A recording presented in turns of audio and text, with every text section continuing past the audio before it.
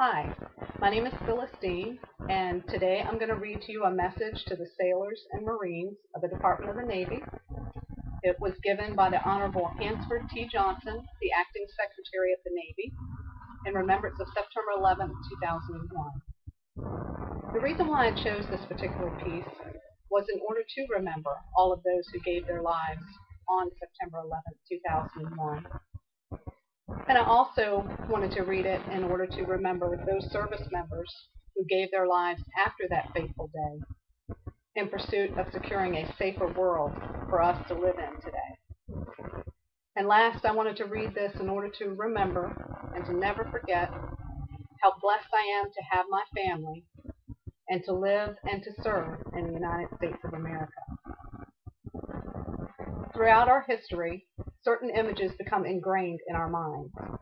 The flag raising in Iwo Jima, the day President Kennedy was killed, Neil Armstrong stepping on the moon, and President Reagan telling the Soviets to tear down this wall. For all of us, the events of September 11, 2001 will forever live in our memories.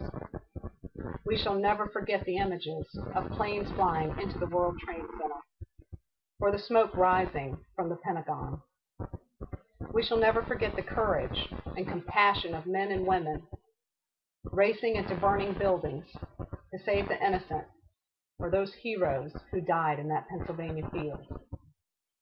The days following the attack brought even more memories.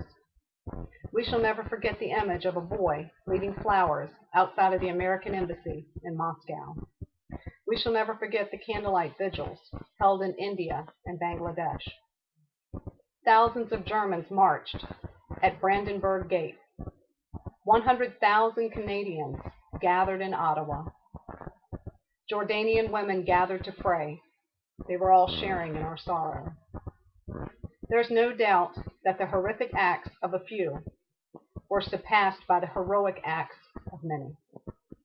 All sailors, Marines, soldiers, airmen, and Coast Guardsmen continue to perform daily acts of heroism in response to those attacks. But the legacy of that September day lies in the worldwide embrace of freedom that has followed. Today, millions of people from nations around the world stand united behind one ideal: that the destructive agendas of radicals shall never eclipse the light of liberty. Though enemies of freedom hide throughout the world, every day we and our allies remove more of them from the innocent populations that they infest. We stand on the front lines of our defense, but we do not stand alone.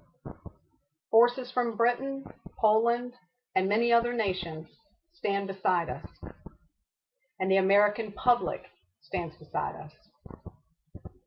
Individual roles continue to change to meet the challenges of the global war on terrorism, but together our purpose will remain the same: to champion the cause of freedom.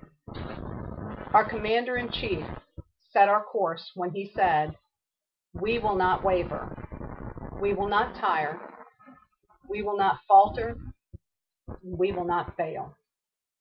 We must never forget the legacy of that September day: a world drawn together in the common cause of freedom and our renewed devotion to it. God bless each of you and your families for your service, your sacrifice, and your commitment to freedom. May God continue to bless the United States of America. Thank you.